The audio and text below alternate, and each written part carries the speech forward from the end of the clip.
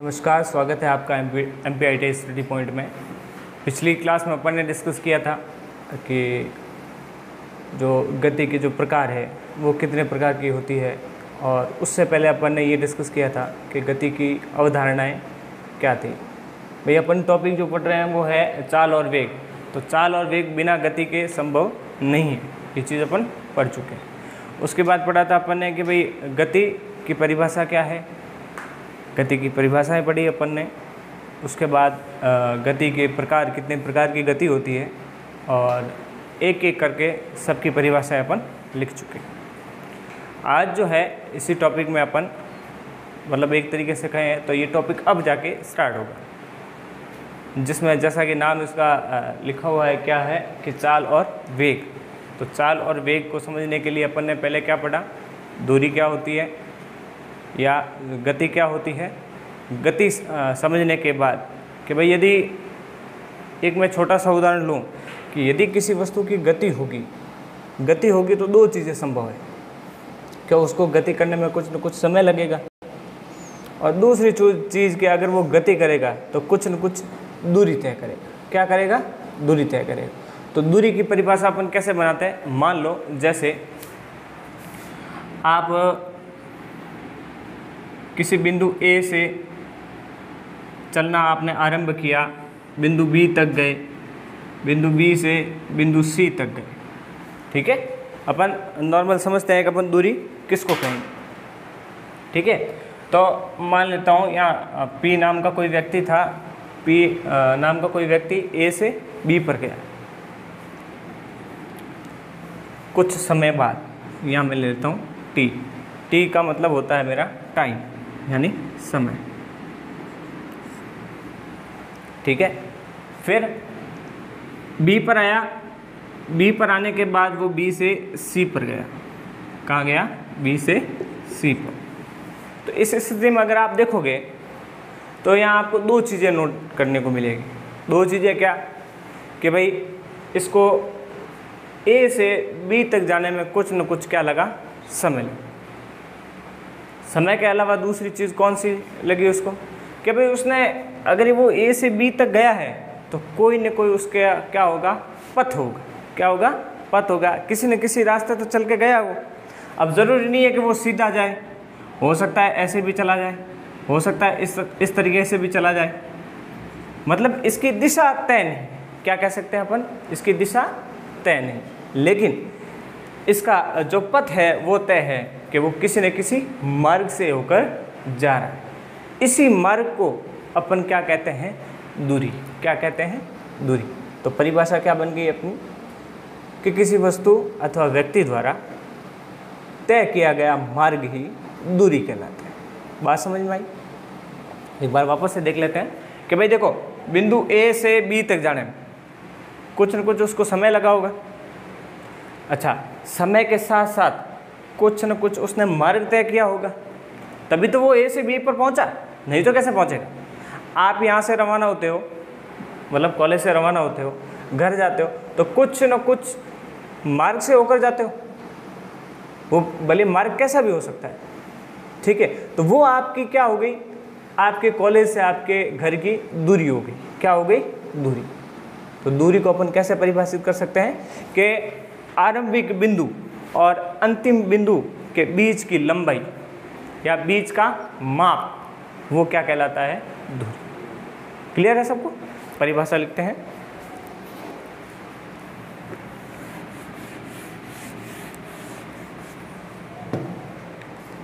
दूरी की, जिसको इंग्लिश में कहते हैं डिस्टेंस,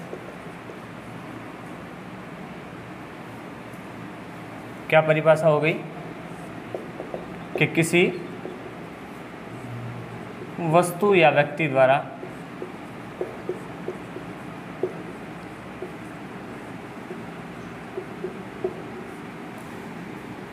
स्थिति में परिवर्तन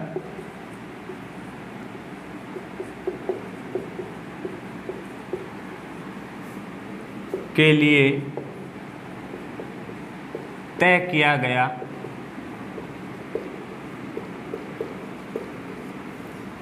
मार्ग ही दूरी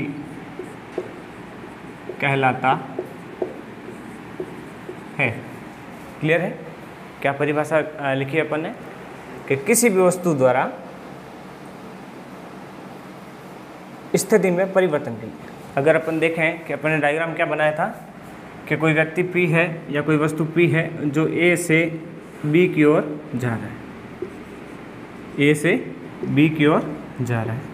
ठीक है, अब अपन कहें कि भाई ये P जो है A से B तक कब पहुंचेगा, तो साहब इतना जो डिस्टेंस है, इतना जो मार्ग है, अगर वो कवर कर लेता है, इतना मार्ग वो तय कर लेता है, तो वो कहाँ पहुंचेगा, A से B की ओर। अच्छा, पहले इसकी स्थिति क्या थी, A पर, फिर बाद में कहाँ चली गई, B पर। पहले जगह कौन सी थी इसकी, A पर थी, A से चल कर B पर गया वो। अभी हम मार्ग की बात नहीं कर रहे हैं, अभी अपन दिशा की बात नहीं कर रहे हैं, सिर्फ और सिर्फ क्या बता रहे हैं कि भाई ये इसकी स्थिति में क्या हो रहा है, परिवर्तन हो रहा है। ठीक है, तो P A से चलकर B तक गया, मार्ग मतलब दिशा कुछ भी हो सकती है, लेकिन मार्ग क्या है, वही है। तो वो जितना मार्ग तय करेगा उसको अपन क्या कहेंगे, दूरी कहेंगे। क्या कहेंगे, दूरी। ठीक है। अच्छा, अगर इसको मैं कहूँ कि भाई दूरी को मापते किस में है, तो अगला पॉइंट अपन लिखेंगे क्या, कि दूरी का मात्रक क्या हो सकता है, तो अपन लिखेंगे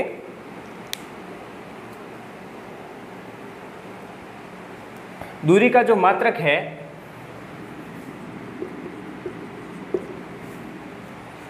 दूरी का जो मात्रक है वो अपन लिखेंगे, इसका मात्रक मीटर होता है। अब आपका ये प्रश्न होगा कि इसको मीटर में ही क्यों लिखते हैं, क्योंकि सिस्टम ऑफ इंटरनेशनल में SI यूनिट में इसका मात्रक जो है दूरी को हमेशा किस में मापते हैं, मीटर में। किस में मापते हैं, मीटर में। FPS पद्धति में किस में मापते हैं, फुट में। CGS में सेंटीमीटर। ठीक है, तो वो अलग अलग है, जिस पद्धति में आपको लिखना है उस पद्धति में आप लिख सकते हो, लेकिन अंतर्राष्ट्रीय मात्रक जो इसका है वो क्या है, मीटर। क्या है, मीटर। ठीक है, अगली बात करें कि यह अदिश राशि है।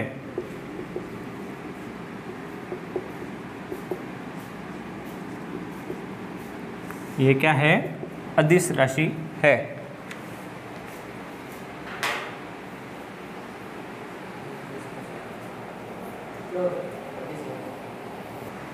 पॉइंट अपन ने लिखा है कि ये एक अदिश राशि है। अब क्या होता है सदिश और अदिश, तो समझो, जिस वस्तु की स्थिति में परिवर्तन एक दिशा के साथ होता है, वापस से रिपीट कर देता हूँ कि जिस वस्तु की स्थिति में परिवर्तन दिशा के साथ होता है, या अपन यह कह सकते हैं कि यदि किसी वस्तु की स्थिति में परिवर्तन एक निर्धारित दिशा में हो, एक निर्धारित दिशा में हो, तो उसको अपन क्या कहेंगे, सदिश। या कह दें कि अगर दिशा का ज्ञान हो या दिशा ज्ञात हो तो उसको अपन क्या कहेंगे, सदिश। और जिसमें दिशा का ज्ञान नहीं हो, पता नहीं है किस तरफ जा रहा है, किस दिशा में जा रहा है, उसको अपन क्या कहेंगे, अदिश। तो दूरी क्या है, एक अदिश राशि। ठीक है, लिख लेते हैं यहाँ कि सदिश माने क्या, जिसमें दिशा का ज्ञान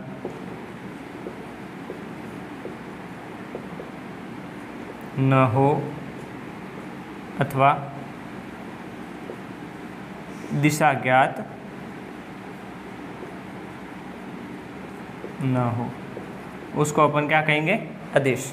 और जिसमें दिशा का ज्ञान हो या दिशा ज्ञात हो तो उसको अपन क्या कहेंगे, सदिश। ठीक है, लिख लीजिए।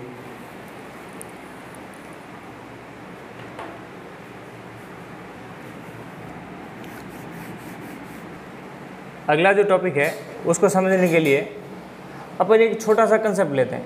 ठीक है, अभी जो पीछे अपन ने पढ़ा है कि भाई दूरी किसको कहेंगे कि साहब एक स्थान से दूसरे स्थान तक जाने में जो मार्ग तय किया उसको अपन क्या कह रहे थे, दूरी कह रहे थे।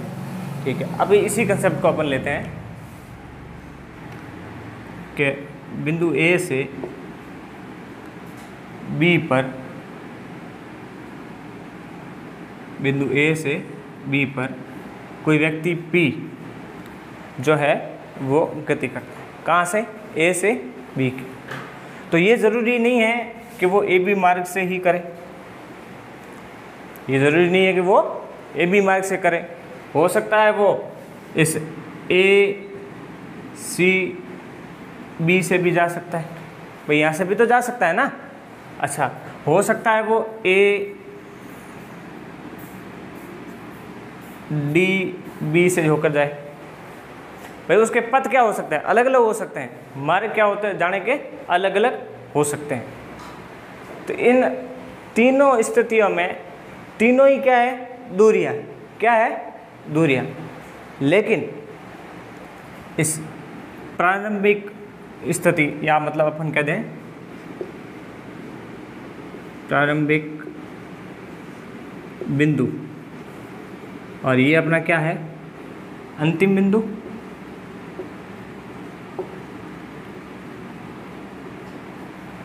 ठीक है, या तो प्रारंभिक बिंदु, ए तो क्या अपना प्रारंभिक बिंदु और बी क्या है, अंतिम बिंदु। तो जरूरी है नहीं है कि प्रारंभिक बिंदु से अंतिम बिंदु तक P गति ए से C वाले मार्ग पर करेगा, ए से D वाले मार्ग पर करेगा, ये कोई आवश्यक नहीं है। और हो सकता है वो सीधा ए से बी की ओर चला जाए। ठीक है, तो ध्यान रखना, जब ये P ए से C होकर B तक जाता है या ए से D होकर B तक जाता है, तो ये तो सब क्या है, इनके मार्ग। लेकिन ए और बीच की जो सीधी दूरी है, क्या है, सीधी दूरी जो है उसको अपन क्या कहते हैं, विस्थापन। क्या कहते हैं, और इसकी एक विशेषता एक और होती है, क्या, कि ये न्यूनतम दूरी होती है। क्या होती है, न्यूनतम दूरी। न्यूनतम दूरी का मतलब क्या होता है, कम से कम दूरी तय करना। न्यूनतम दूरी का मतलब क्या होता है, कम से कम दूरी तय करना। तो अब परिभाषा क्या बन गई कि किसी वस्तु या व्यक्ति द्वारा तय की गई न्यूनतम दूरी। अब तय न्यूनतम दूरी किन के बीच में करेगा, दो बिंदुओं के बीच में। कौन कौन से बिंदु, तो साहब आरंभिक बिंदु और अंतिम बिंदु। तो अपन क्या कहेंगे कि आरंभिक बिंदु और अंतिम बिंदुओं के बीच तय की गई न्यूनतम दूरी को अपन क्या कहेंगे, विस्थापन। बताओ विस्थापन समझ में आया कि नहीं आया, दूरी और विस्थापन में अंतर समझ में आया।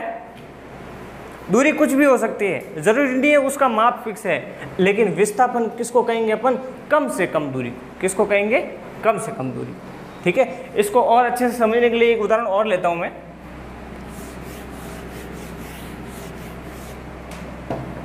मान लो ये कोई खेत है आपका, ये अच्छे से समझ में आएगा आपको। ठीक है, ये कोई खेत है आपका इस प्रकार का,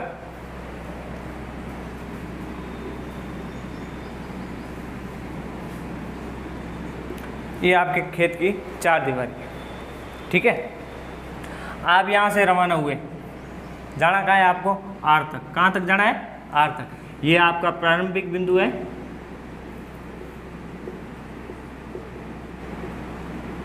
और ये आपका क्या है, अंतिम बिंदु। ठीक है, ये कोई एक चौकोर खेत है आयताकार आपका, और आपको क्या करना है, प्रारंभिक बिंदु से अंतिम बिंदु की ओर जाना। तो आप किस मार्ग से होके जाओ, भाई एक जगह कहता है कि मैं तो P से रवाना होकर Q तक जाऊंगा, Q पर आकर फिर Q से R तक जाऊंगा।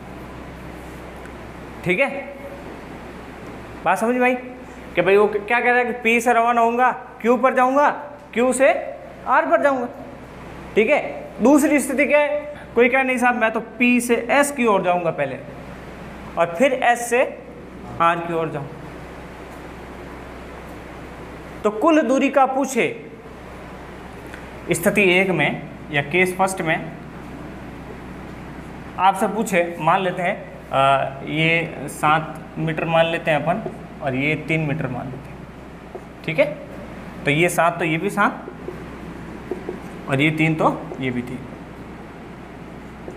अब आप एक चीज़ मेरे को बताओ कि अगर मैं पहले वाला केस लेता हूँ कि वो कह रहा है कि मैं P से रवाना हुआ Q तक गया, कितनी दूरी तय की उसने? 7 मीटर, 7 मीटर तय की। फिर वो कहता है Q से रवाना हुआ और अंतिम बिंदु R तक पहुंचा, तो कितनी दूरी तय की उसने? 3 मीटर। तो बताओ कुल दूरी कितनी तय की उसने? 10 मीटर। कितनी दूरी की तय की? 10 मीटर की। भाई बिंदु P से रवाना हुआ Q तक पहुंचा, कितनी डिस्टेंस क्लियर की उसने? कितनी डिस्टेंस तय की? 7 मीटर। Q से रवाना हुआ R तक गया, कितनी डिस्टेंस तय की उसने? 3। अब वो पूछ रहा है कि कुल दूरी कितनी तय की। तो दूरी की परिभाषा अपन ने क्या लिखी कि किसी व्यक्ति या वस्तु द्वारा तय किया गया कुल मार्ग ही क्या कहलाता है? दूरी कहलाता है। अपन ने इनको जोड़ दिया, कितने आगे? 10 मीटर। ये तो था पहला केस। कब, कहाँ से? कि P से होकर Q पर और Q से R तक। अब दूसरा केस पढ़ते हैं अपन।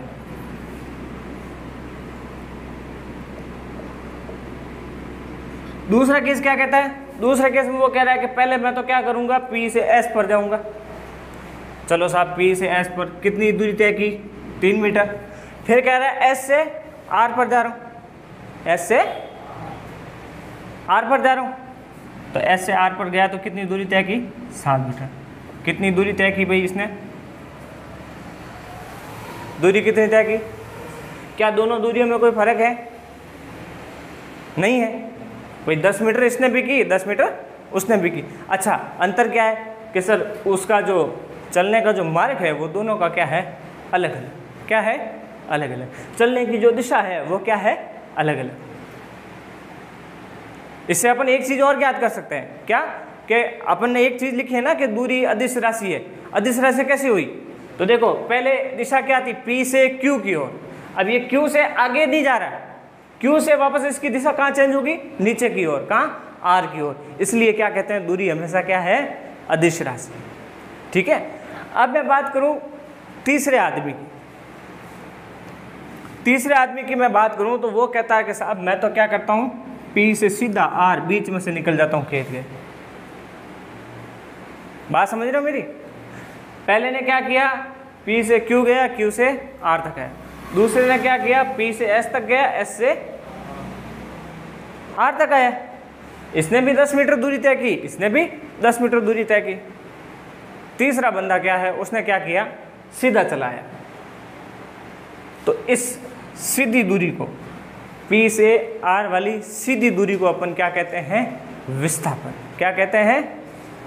मतलब उस व्यक्ति द्वारा तय की गई न्यूनतम दूरी। अगर आप देखोगे यहाँ, अगर अपन त्रिकोणमिति का सूत्र लगाएं, पाइथागोरस प्रमेय लगाएं, तो 7 का स्क्वायर और 3 का स्क्वायर आपस में जोड़ दें, कितना हो जाएगा?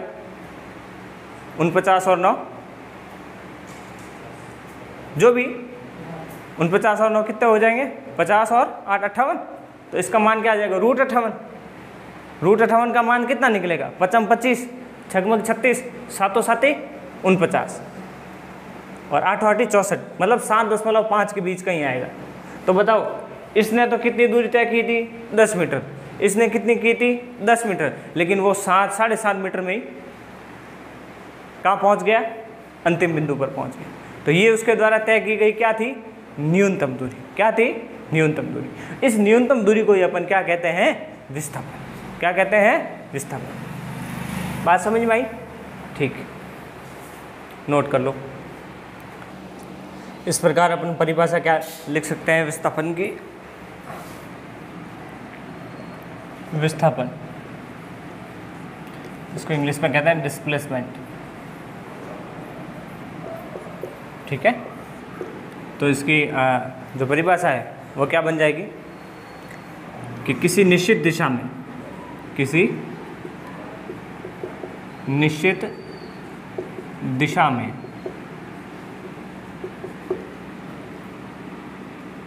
किसी वस्तु द्वारा, किसी वस्तु द्वारा प्रारंभिक एवं अंतिम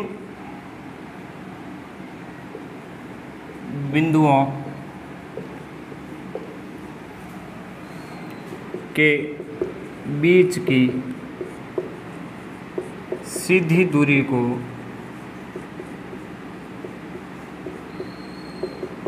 विस्थापन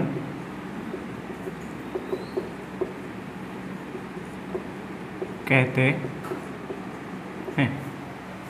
क्लियर है? जैसा अपन ने उदाहरण में पढ़ा था कि भाई दो बिंदु, एक प्रारंभिक और एक अंतिम, उन दोनों के बीच में जो सीधी दूरी होगी उसको अपन क्या कहेंगे? विस्थापन। अच्छा, ये कैसी राशि है भाई? ये कैसी राशि है जिसकी दिशा क्या है? निश्चित है। मतलब ये क्या है? सदिश राशि है। यह एक सदिश राशि है। ठीक है।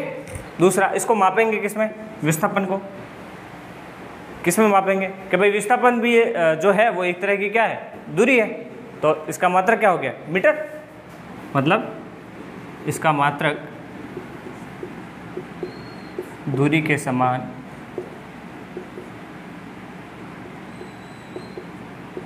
मीटर है। क्लियर है?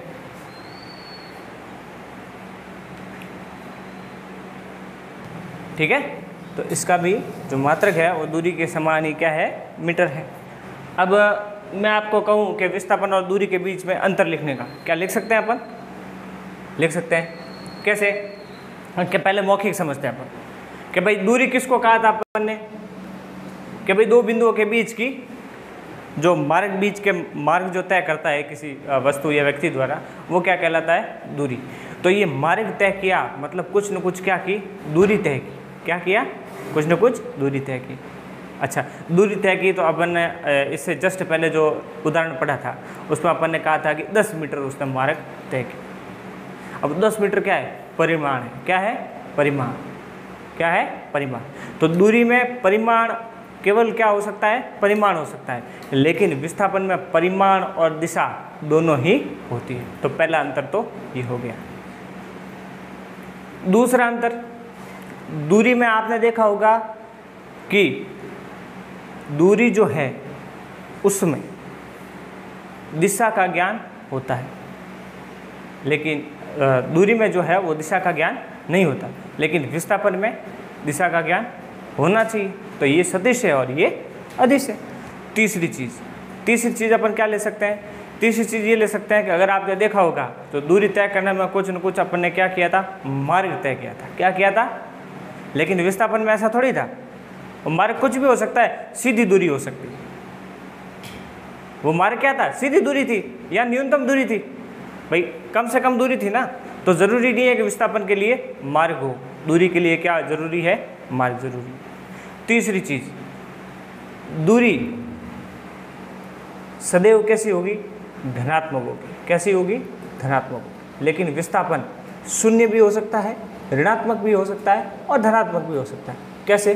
जैसे अगर आप दूरी की बात करेंगे तो एक स्थान से दूसरे स्थान तक जाएंगे तो क्या ऋणात्मक में जा सकते हैं? क्या ऋणात्मक मान में कैसे जाएंगे?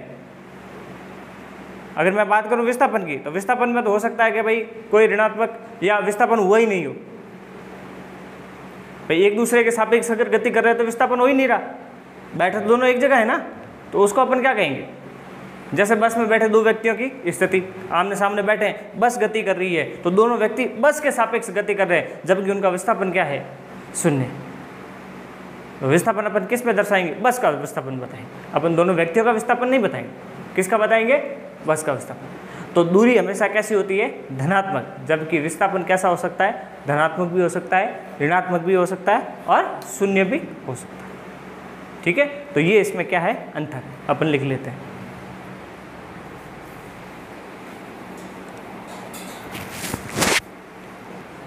तो लिखते हैं अपन दूरी एवं विस्थापन में अंतर। यहाँ अपन दूरी लिख लेते हैं या विस्थापन लिख देते हैं। ठीक है, तो दूरी की परिभाषा क्या लिखी अपन ने? कि दो बिंदुओं के बीच किसी गतिमान वस्तु द्वारा तय किया गया मार्ग दूरी कहलाता है, जबकि किसी गतिमान वस्तु द्वारा आरंभिक तथा अंतिम बिंदु के बीच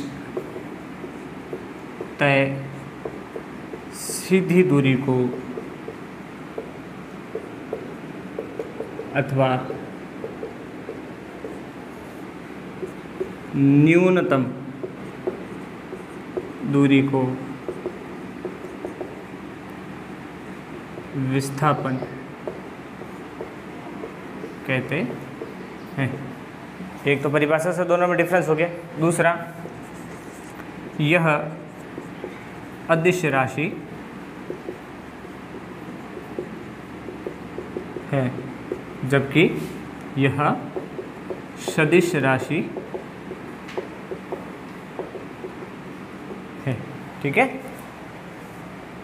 तीसरी, दूरी सदैव धनात्मक ही होती है, और विस्थापन, जबकि विस्थापन धनात्मक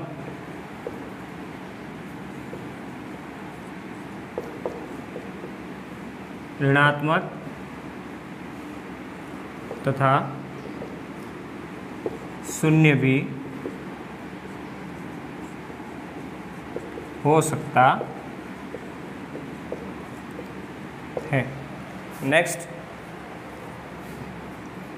नेक्स्ट जो डिफरेंस है अपन लिख सकते हैं, इसमें दिशा का ज्ञान नहीं होता है तथा परिमाण होता है। क्या होता है? परिमाण होता है, जबकि इसमें दिशा तथा परिमाण दोनों का ज्ञान होता है। ठीक है, क्लियर है? तो ये 4-5 अंतर है इनके बीच में, इनको अपन समझ लेते हैं। ठीक है, नोट करना चाहे नोट कर लो आप। इसके पश्चात दूरी और विस्थापन में अंतर के पश्चात अपन अगला टॉपिक लेते हैं, जिसका नाम है चाल। मतलब कुल मिला के अगर बात करें अपन, तो ये टॉपिक जो अपना है वो अब शुरू हुआ है, चाल, जिसको इंग्लिश में कहते हैं स्पीड। क्या कहते हैं? स्पीड। अब चाल क्या होती कि भाई आपने अभी तक पढ़ा गति कब संभव है? जब उसकी स्थिति में परिवर्तन होगा। दूरी कब संभव है? जब गति होगी। तो जब गति होगी, कुछ न कुछ दूरी तय करेगा, तो उसमें कुछ न कुछ क्या लगेगा? समय लगेगा। और इसी अनुपात को अपन क्या कह सकते हैं? चाल। दूरी और समय के अनुपात को अपन क्या कह सकते हैं? चाल। सीधे सीधे बात करें अपन, भाई चाल का सूत्र आप कक्षा 5 से पढ़ता है। क्या है कि सर दूरी बटा समय, तो वो है क्या? अनुपातित है। भाई अंश और हर क्या अनुपातित है। तो अपन क्या कहेंगे कि किसी निश्चित समय अंतराल में तय की गई दूरी को अपन क्या कहते हैं? चाल। क्या कहते हैं? किसी निश्चित समय अंतराल में तय की गई दूरी को अपन क्या कहते हैं? चाल। लिख लेते हैं कि किसी वस्तु द्वारा एकांक समय में तय की गई दूरी को चाल कहते हैं। बन गई अपनी कि किसी वस्तु द्वारा एकांक समय में तय की गई दूरी को अपन क्या कहते हैं? चाल कहते हैं। इसका सूत्र क्या हो जाएगा? अच्छा, सूत्र लिखने से पहले इसको लिख देते हैं। इसे स्मॉल u, किससे? स्मॉल u से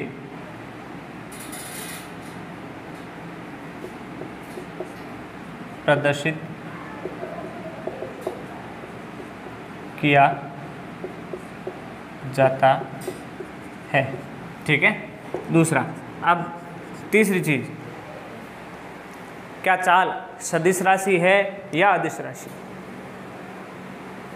अगर अपन परिभाषा में बात करें तो यहाँ मेरे को तो कहीं दिख नहीं रहा कि भाई दिशा का ज्ञान होना जरूरी है। तो ये कैसी है? अदिश राशि। कैसी है? अदिश राशि है। यह अदिश राशि है। कैसी है? अदिश राशि। इसका सूत्र क्या हो जाएगा कि चाल बराबर, मतलब u बराबर दूरी बटा समय, मतलब इसका सूत्र क्या बन गया? दूरी बटा समय। ठीक है।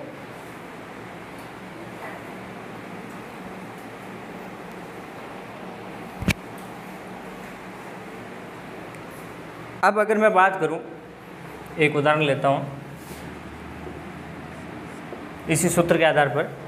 छोटा सा उदाहरण है कि मान लो ये दो बिंदु है ए से बी। ठीक है, ए से बी। ए से कोई वस्तु या व्यक्ति रवाना हुई, सॉरी यहाँ पे लिख देता हूँ सी, ये कर देता हूँ बी।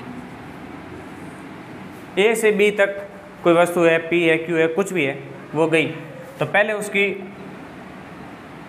प्रारंभिक जो समय था वो कितना था? 0। प्रारंभिक दूरी भी कितनी थी? 0। ठीक है। मैं दूरी को लिखता हूँ s से और समय को लिखता हूँ t से। ए से बी पर पहुँचा तो माना इसने जो दूरी तय की गई वो कितनी थी? s1, और समय कितना था? t1। बी से सी पर पहुँचा, बी से सी पर पहुँचा तो उसकी दूरी क्या हो गई? s2, और समय क्या हो गया? t2। तो ये उसकी प्रारंभिक स्थिति, ये उसकी अंतिम स्थिति, ये प्रारंभिक दूरी और ये अंतिम दूरी। तो इसको अपन क्या लिखेंगे? दूरी को, दूरी है तो उसने दूरी कितनी तय की गई कि पूरे में से क्या करो? प्रारंभिक को घटा दो। मतलब इसको क्या लिखेंगे? s2 माइनस s1 बटा समय। समय पहले क्या था? t1 था, बाद में क्या हुआ? t2। कितना समय लगा? तो t2 माइनस t1। ठीक है। अब इस s2 माइनस s1 को किसी भी अल्प परिवर्तन को दर्शाने के लिए अपन एक सिंबल काम में लेते हैं, उसको बोलते हैं डेल्टा। क्या बोलते हैं? डेल्टा। तो अपन इसको क्या लिख सकते हैं कि जो परिवर्तन हुआ है वो कैसा हुआ है? बहुत ही कम हो। और जितना परिवर्तन इसमें हुआ उतना का उतना किस में हुआ? समय में हुआ। तो इसका नया सूत्र क्या बन गया? डेल एस बटा डेल टी। डेल एस बटा डेल टी। अब बात करते हैं इसके मात्रक की।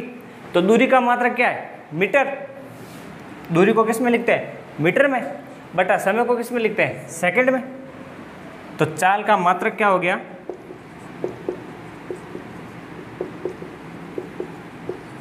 किस में? ऐसे ही सिस्टम में क्या हो गया? मीटर पर सेकंड, और इंग्लिश में लिखें तो m अपॉन s, मीटर पर सेकंड। तो चाल का मात्रक क्या हो गया? मीटर पर सेकंड। ठीक है। आगे हम अगले वीडियो में पढ़ेंगे कि ये चालें जो है वो कितने प्रकार की होती है, कौन कौन से इनके प्रकार है, वेग की क्या परिभाषा है इत्यादि अपन अगले वीडियो में पढ़ेंगे। ठीक है। तब तक के लिए नमस्कार।